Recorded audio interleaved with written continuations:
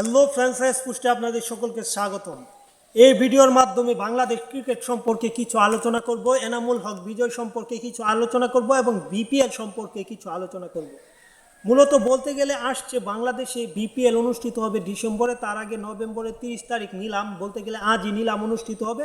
এই নিলামকে সামনে রেখে গতকাল একটি নিউজ ছড়িয়ে গেছে পুরা বিশ্বে বা পুরা বাংলাদেশে, এনামুল হক বিজয় সহ 8 ক্রিকেটার খেলতে পারছে না নিলামে, মানে বিপিএল খেলতে পারছে না, তারা নিলাম থেকে তাদের নাম সরিয়ে দেওয়া হয়েছে ফিক্সিংয়ের দায়। এখানে মূল বিষয় হচ্ছে এনামুল হক বিজয় বাংলাদেশের একজন অভিজ্ঞ ক্রিকেটার, পাশাপাশি বাংলাদেশের ঘরোয়া লিগের টপ পারফর্মারদের মধ্যে এনামুল হক বিজয় একজন। তাকে এই বিপিএলে রাখা হয়, কিন্তু এখানে সবচেয়ে বড় অপেশাদারিত্বের কাজ করেছে বাংলাদেশ ক্রিকেট বোর্ড। কেননা এই বিপিএলে তাকে রাখতে পারে, নাও রাখতে পারে, এটা হচ্ছে সব কিছু বিপিএলের বা বাংলাদেশ ক্রিকেট বোর্ডের ব্যাপার, সেখানে আমাদের হস্তক্ষেপ করার কোনো বিষয় নেই বা কোনো কারণও নেই।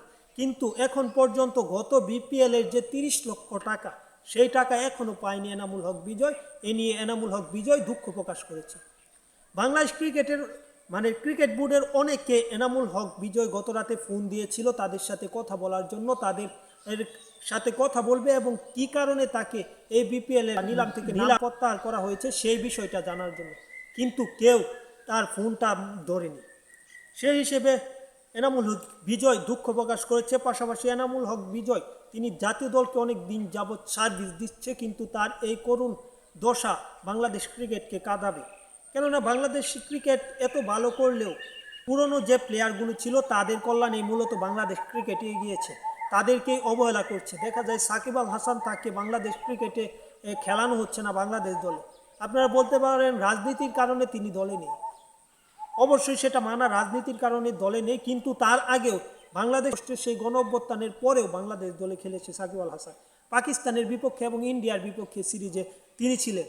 তাহলে কেন তাকে টি-20 বিশ্বকাপে স্কোয়াড বা বর্তমানে দলে রাখা হচ্ছে না, এটা নিয়ে একটি প্রশ্ন আছে। এবং আরেকটি কথা না বললে নয়, বিপিএলে বাংলাদেশ ক্রিকেট বোর্ড বিনোদন প্রিমিয়ার লিগে পরিণত করেছে। এখন পর্যন্ত 30 লক্ষ টাকা এনামুল হক বিজয়ের, সেটা এখন পর্যন্ত দেয়নি বাংলাদেশ ক্রিকেট বোর্ড।